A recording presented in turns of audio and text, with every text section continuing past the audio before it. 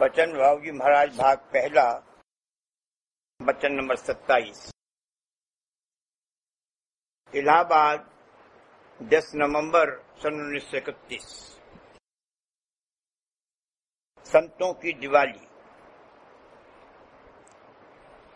जहां तक नीचे के 3 कमल की रचना में जीवों की रचना है, उसके नीचे घोर अंधेरा है, तम छाया हुआ है।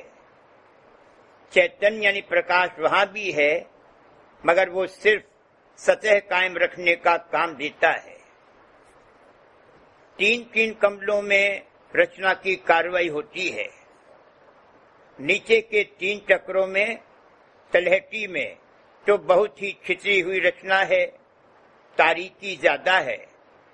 ऊपर के जो 3 चक्र हैं, उनमें बनिस्बत नीचे के नूरानी किरणियां ज्यादा हैं, लेकिन गालिब अंधेरा ही है।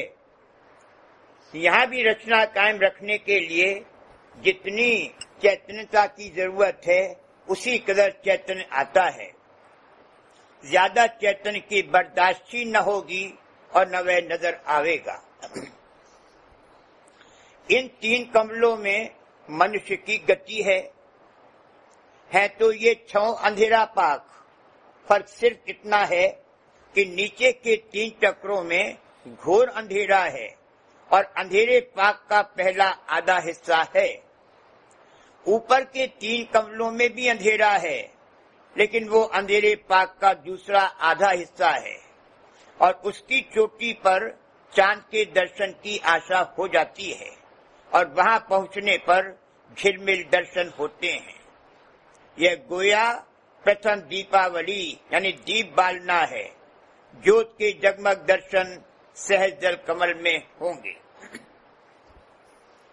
संत भी जब नरचोला धारण फरमाते हैं, अपनी सूरत की नशिष्ट तीसरे चिर पर ही रखते हैं। उनकी सूरत नीचे के चक्रों में कार्रवाई के लिए उतरती नहीं है। उनका भास ही इस कदर नूरानी होता है कि जब वह चक्रों पर आता है तो चक्र रवा हो जाते हैं और वो मामूली जीवों की सूरत की धार से ज्यादा ताकत वाला होता है। और संत महात्मा उसी भास से मनुष्य के मुकाबले में कहीं ज्यादा अच्छी हालत में कार्रवाई कर सकते हैं। उन पर माया काल की घात का असर नहीं होता। वो इंद्रिय घाट तक जाते भी हैं तो वहां का विकार घटाने के लिए जाते हैं। इंद्रिय घाट विकार घटामी, सो मेरे प्यारे राधा स्वामी। प्रकाश ही चैतन्य है, उसी की चमक और सफाई तमाम जिस्म में नजर आती है। वो नहाने धोने पर मुनस्सिर नहीं है।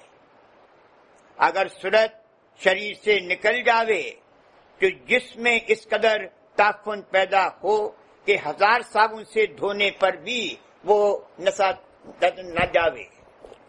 पैदाइश और मृत्यु के वक्तों ज्योत के दर्शन मनुष्य चोले वाले जीव को लाजमी तौर पर होते हैं।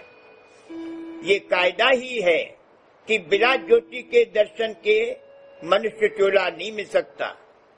जो पशु योनि से मनुष्य चोले में आते हैं, उनको भी पहले ज्योति के दर्शन होते हैं, वरना इस कदर चैतन्यता ही नसीब न हो जो मनुष्य चोला में आकर काम कर सके। मगर इतना दर्शन काफी नहीं है।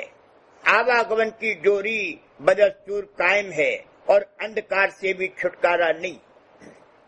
जब मनुष्य चोले में अभ्यास करके सूरत आदि से ज्यादा सिमट कर तीसरे तिल में पहुंचने लगे तो ज्योति के दर्शन वक्तन फवक्तन होने लगेंगे। जब ऐसी हालत होगी जैसी कि नीचे की कड़ियों में बयान की है, तो उसके द्वारा तारने की कार्रवाई हो सकेगी।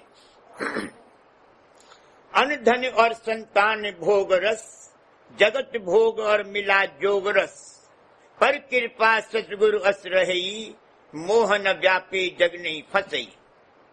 रस प्राप्त होने पर शब्द की धार को जो ऊपर से आ रही है पकड़कर 10वें द्वार पहुंचेगा, बल्कि त्रिकुटी से ही शब्द से मेला होने लगेगा तो खुद इसका चंद्र रूप बड़ा सुहावन और प्रकाशवान है, उसके दर्शन होंगे। वहां पहुंचने पर ताय आफाक और तूती आफाक कहाँ है, और फिर सत्यलोक में पहुंचकर सत्य पुरुष के दर्शन मिलेंगे। ये सच्ची दिवाली है जो एक रोज उन सबको जो चरणों में आए हैं नसीब होगी। संत दिवाली नित्य करें सत्य लोक के माही, और मते सब काल के यों ही धूल उड़ाएं।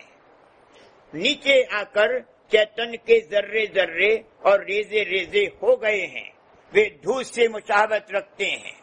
संसारी जो दुनियावी विषय भोग रस में लिप्त हैं धूल उड़ा रहे हैं।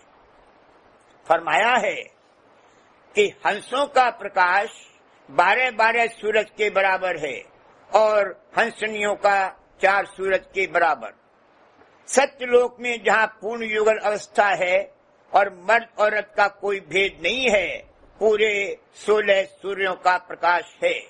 नीचे के देशों में मर्द और औरत का भेद है, दाया बाया अंग इसी से ताल्लुक रखते हैं।